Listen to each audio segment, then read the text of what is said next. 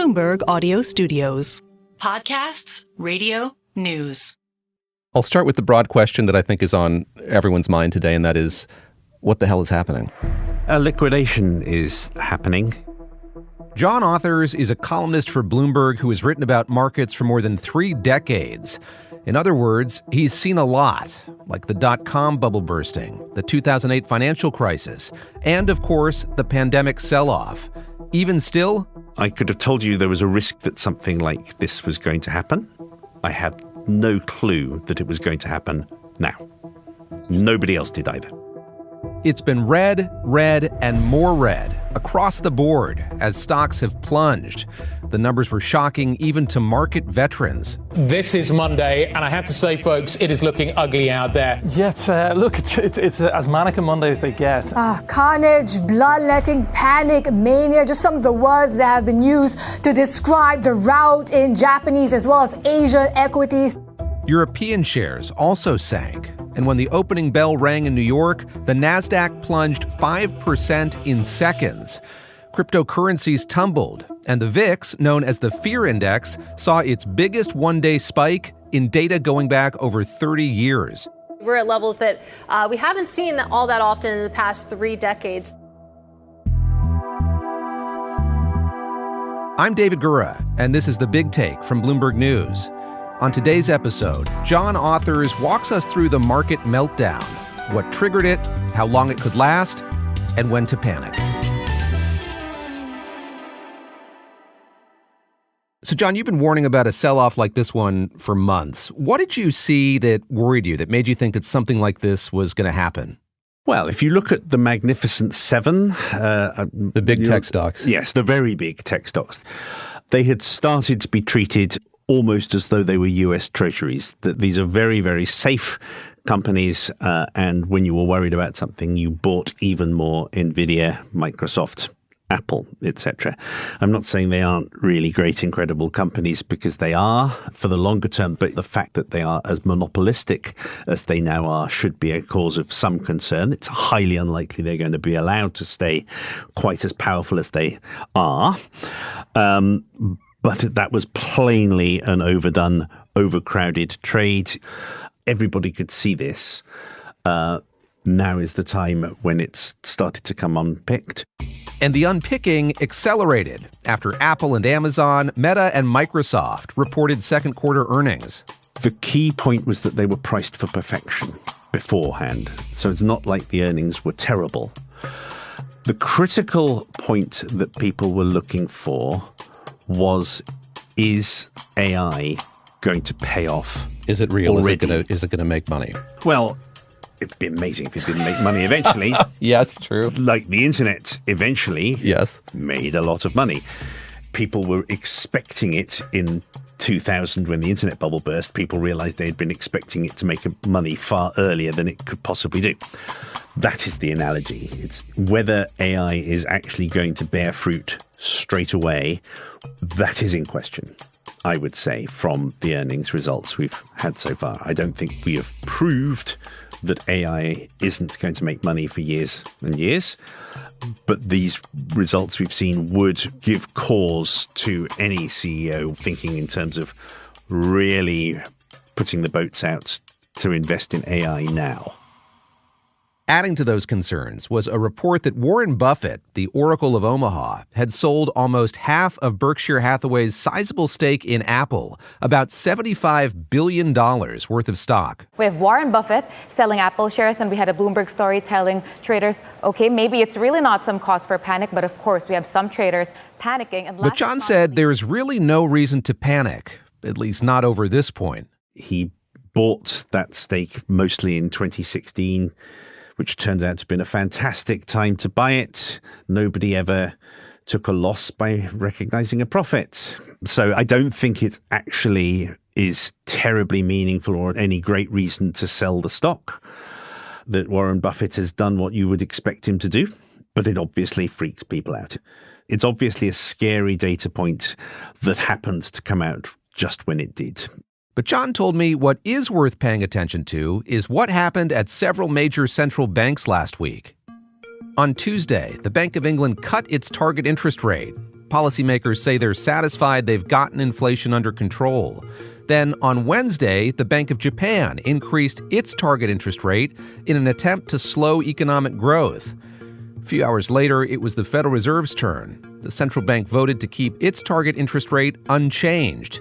But Fed Chair Jerome Powell did suggest the next meeting could be different. A reduction in our policy rate could be on the table as soon as the next meeting in September. I asked John about this seeming lack of coordination.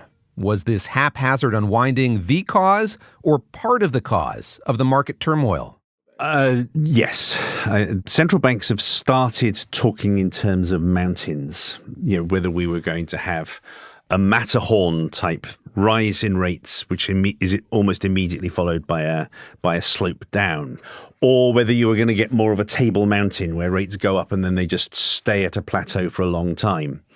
And then what you definitely want to avoid is El Capitan or Cerro Torre, where things just suddenly go tonk straight down very sharply because they have to, because there's an emergency. And then the other point about the mountaineering analogy is that far more mountaineers die on the way down than on the way up. You really need to be coordinated when you're clambering back down a mountain. And last week, the Bank of Japan actually raised rates. The Bank of England cut, and the Fed did nothing. That's exactly the kind of lack of coordination that increases the risk of an accident. And then, of course, we had the U.S. jobs report released on Friday, which showed the unemployment rate rose more than Wall Street expected to 4.3%. And the U.S. economy added 114,000 jobs last month, far fewer than forecast. I wonder what your reaction was to that, having just heard from Fed Chair Jay Powell on Wednesday. My reaction was that this probably means trouble. To be clear, there was still 100,000 extra jobs created. Not too shabby. And there had been a hurricane.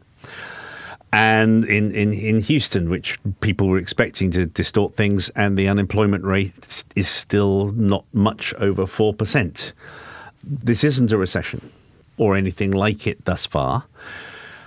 It did trigger what is known as the Psalm rule after Claudia Psalm, who does contribute pieces to Bloomberg Opinion, which comes at the notion that the way the jobs market tends to work is that unemployment will tick up very gently and will then get to a sort of Malcolm Gladwell style tipping point, after which it shoots up very sharply. And that tipping point, according to the Psalm rule, was reached on Friday. Lots of people had been looking at this, noticing this, and so that really did contribute in a big way to market nerves. Jerome Powell looks at these numbers, looks at those job data numbers, and does he think now it's too late to cut? Is a 50 basis point cut what he should be thinking about or considering?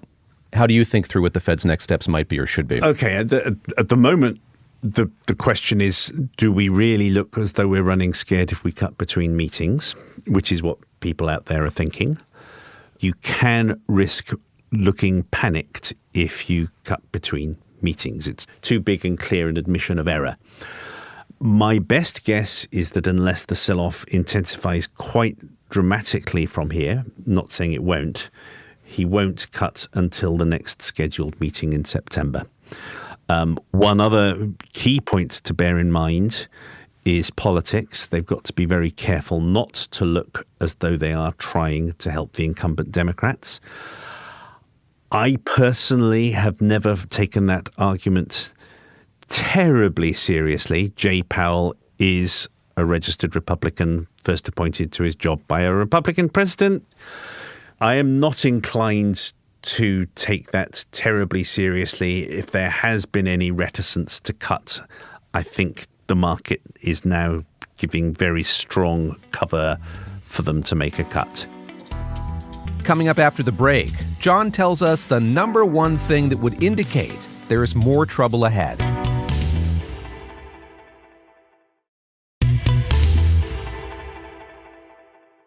Central banks that are uncoordinated, earnings that would only please if they were near perfect, and a disappointing jobs report. These are just a few of the reasons markets are undergoing what Bloomberg columnist John Authers calls a liquidation event. And when investors become fearful, they usually go to the one place they feel is safe. That's U.S. government bonds. We've talked a lot about stocks and what we've seen in the stock market. Let's move to bonds and what you're seeing there and what that could tell us about where this is headed and how long this dip might last. Well, the bond market is getting into very technical territory. The yield curve has very briefly uninverted today. As we're recording this, it's back inverted. But generally what that means is usually 10-year yields are much higher than 2-year yields because there's more risk attached to investing in the longer term. And for over 2 years, 10-year yields have been below 2-year.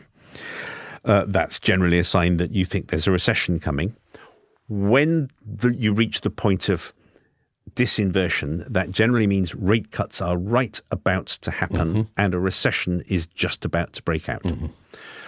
So, this is not good. In general, the bond market at this point seems to be more concerned about the possibility of an imminent recession than it has seemed about the possibility of irresponsible fiscal policy. John, talk about international contagion. I imagine this ruined your Sunday into Monday morning. But you saw what happened in Japan. Worst sell-off since 1987. What does that tell us about the sell-off that we're seeing? I think the sell-off in Japan was more about this was made in America. This was, in my column was that this was a butterfly flapping its wings in Wall Street caused the tsunami in Tokyo, not the other way around for a change.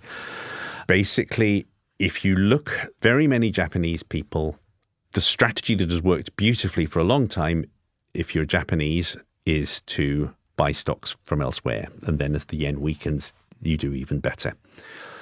What you saw was a reaction to central banks moving in such a way that the yen went up, meaning that you had a correction for them. So you get a classic cascade. Tokyo was a very clear sign that something is wrong that must give. Another thing adding to the brutal day in Tokyo was the unwinding of the yen carry trade. It's complicated, but basically a carry trade is when an investor borrows money in a low interest rate currency, in this case the Japanese yen, and then invests the money in a higher yielding foreign currency. This had been very popular, John said, until the Bank of Japan raised interest rates last week. The trade of borrowing in the yen, selling the yen, and parking in a currency where you get much higher rates, particularly the Mexican peso, has been fantastic.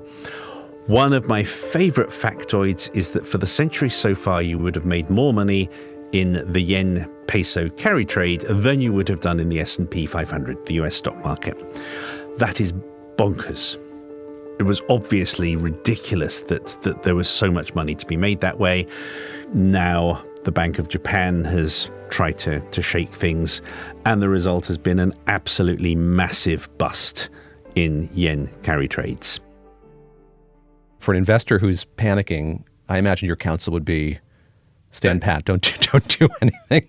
Don't do anything immediately as a result of this. Panic is seldom a good idea. The reason Warren Buffett has whatever it is, $250 billion worth in cash is because he thinks he's going to have a good opportunity to use it soon. Bear that in mind. If you were already heavily in tech stocks, that's probably not a great place to have been. Sorry about that. This is just unremittingly boring, but good family investing is. Dollar cost investing into equal weighted funds, which aren't overweight in tech, is probably as good an idea as it was last week. It just appears more so now. John, could you put this sell-off in context, given the gains that we've seen in the last year or so? At the point that we're recording this, Nvidia was down 26.5% from the top, and it was up exactly 100% for the year to date, and we're still only in the first week of August. So you can look at that as, well, we're still doing pretty well. You can also look at it as, boy, is there a lot of room below. As it stands at the moment, this is, obviously a significant market incident. I wouldn't yet say it was definitely a bear market. It's not a crisis and it's not a crash yet. So what would make it a crash or a crisis? John said to pay attention to one thing. I think the key to whether it really becomes serious, this is going back to the major crises, is you need some major financial institution to get into trouble. Whether it's long-term capital management or Lehman Brothers, or last year, a bunch of medium-sized regional banks. That's what happens. If somebody has got into so much trouble that they're forced selling or that they're going under, that would make things much worse. That would take us to the next level.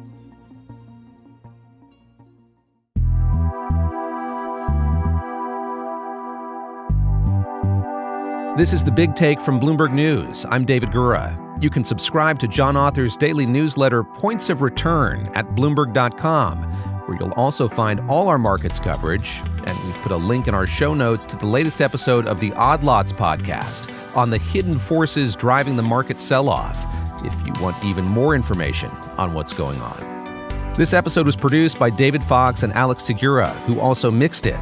It was fact-checked by Adriana Tapia and edited by Caitlin Kenny and Sid Verma. Our senior producers are Kim Gittleson and Naomi Shaven. Our senior editor is Elizabeth Ponso. Nicole Beamsterbor is our executive producer. Sage Bauman is Bloomberg's head of podcasts. Thanks so much for listening. Please follow and review The Big Take wherever you get your podcasts. It helps new listeners find the show. We'll be back tomorrow.